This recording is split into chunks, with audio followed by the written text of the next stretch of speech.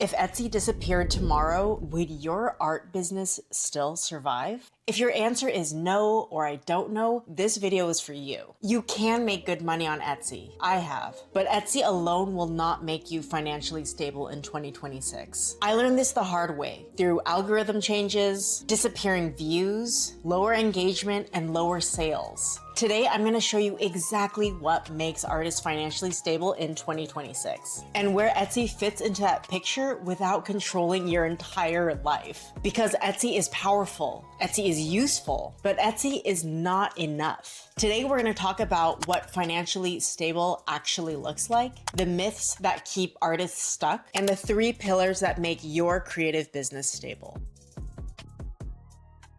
Before we talk strategy, let's ground in this reality of what financially stable means. In 2016, being a financially stable artist for me meant I could pay my rent, I could pay my groceries, I could set aside a little bit for savings, and most importantly, I had enough time to work on those creative projects that I loved but I knew couldn't pay me. In 2016, I had no kids, I had no mortgage, and my cost of living was so much lower, but my art was supporting me. In the year 2026, financially stable for me looks a lot different. My income now goes to childcare, swim lessons, babysitting for 2 kids, a mortgage, and a much higher cost of living. I spent $320 on groceries the other day. So in the year 2026, my income doesn't come from Etsy alone. It comes from 3 Etsy shops, consignment and wholesale arrangement with brick and mortar retail stores, digital products. It comes from Amazon listings. It comes from my email list, licensing work,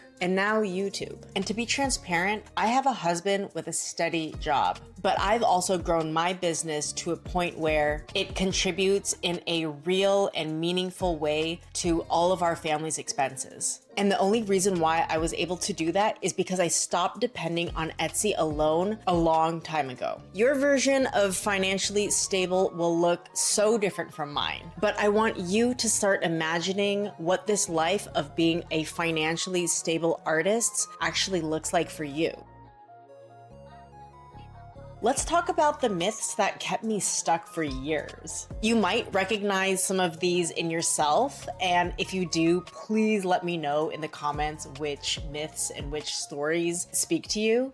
I wish this were true, but Etsy does not reward good art. Etsy rewards a high click-through rate, lots of favorites, strong conversion numbers, consistency, and yes, a little bit of luck. Etsy's algorithm does not care about your talent. It cares about engagement and it cares about profit. Because ultimately, Etsy is a business. Your art can be amazing, but your listings can be invisible if they're not set up for the way that Etsy actually works. This was kind of true when I started in 2014, but it is definitely not true in 2026. You are no longer competing with other handmade ceramic mugs or art prints. You're competing with dropshippers, print-on-demand sellers, AI-generated designs, and mass-produced items that are designed to look handmade. So if you don't drive at least some of your own traffic, Etsy will bury you. Some people do make a full-time living just on Etsy alone, but it's rare and it's unsustainable. One algorithm change, one fee change, one policy update, and your income can dramatically drop overnight. This is another lesson, is that passive income is not passive. There is so much upfront labor that you have to do in the beginning to set up your shop, to build your products, to build the funnels. And even then, there's no guarantee that it'll actually work and make you money. Here's an example. My Good Luck Templates business was supposed to be my passive income baby, and I did all the right things. I researched a low competition, high demand niche. I created these beautiful products that are easy to use. I built email funnels. I ran Etsy ads. I ran Google ads. And in 1 year, this shop made me $347.50. Not per month,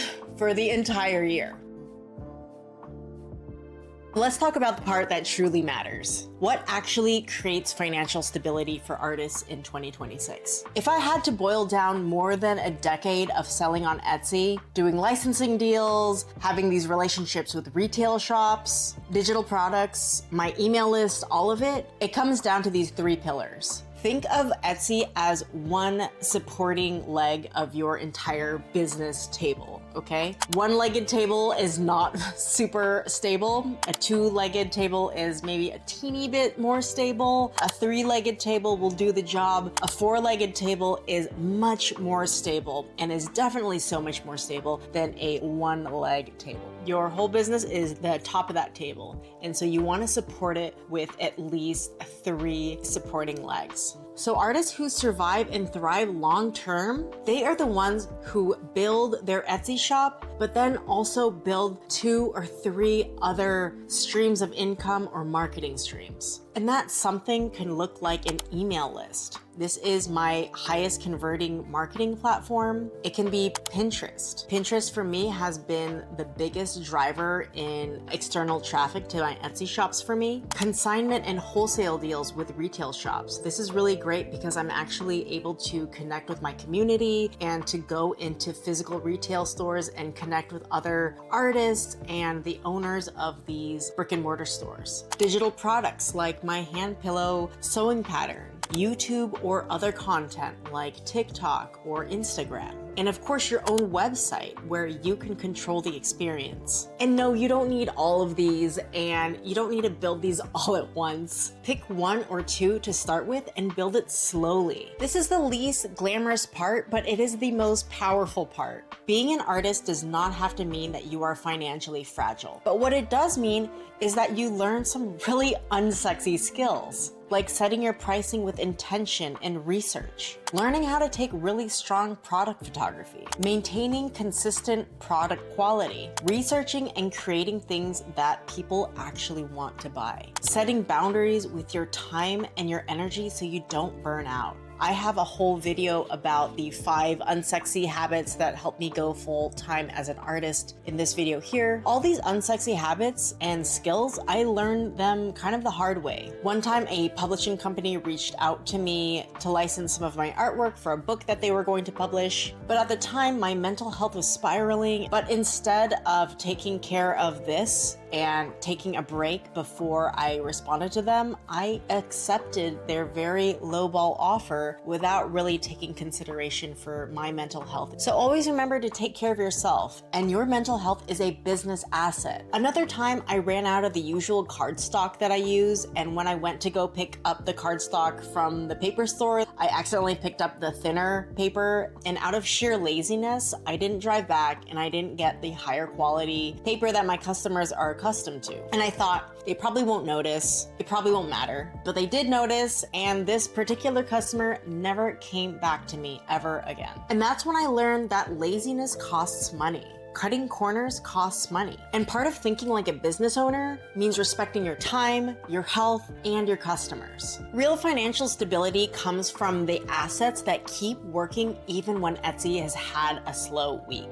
These assets can be an email list with a really simple welcome sequence, an evergreen YouTube video that keeps bringing people back to your shop, evergreen Pinterest pins, that one solid digital product, and really strong relationships with brick and mortar retail stores that reorder from you every month. If you want to learn about how to sell your work in retail stores, I have a video about that here. I want to talk about my email list a little bit because it has been so powerful. My email list has saved my business several times. When Etsy changed their algorithm mid-year in 2025, when I realized that Instagram was making me so miserable, when I felt creatively lost, but I still wanted to talk to my audience and my people. So those email subscribers, those are people that I can talk to no matter what any algorithm decides to do. So if you want a simple starting point, aim for this combo: Etsy and one off Etsy traffic source. This can be YouTube, this can be Pinterest, this can be email, which I highly suggest above all else,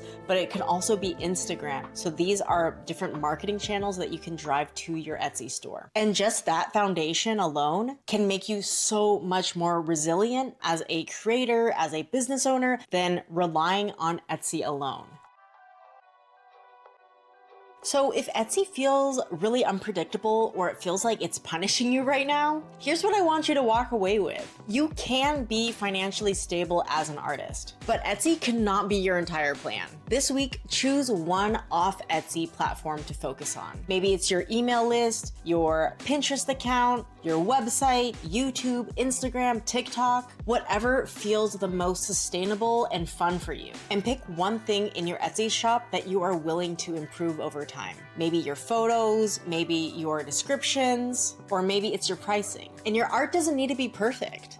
And your timing doesn't need to be perfect, but your strategy, consistency, and the way you show up for yourself, that will move the needle on your success. So let me know in the comments, what off Etsy platform are you willing to start working on this year? Because once you stop treating Etsy like your whole business, you finally get to start building one. And if you want my exact blueprint of how I would start an Etsy shop in 2026, I have a giant 2-part series where I talk about everything from choosing your niche and researching your niche, to product descriptions, to how to take product photography, to all the nitty-gritty tax and legal stuff that every Etsy seller needs to know. So you can see part 1 right here, and then you can find part 2 right here. Thanks for watching, and I'll see you there.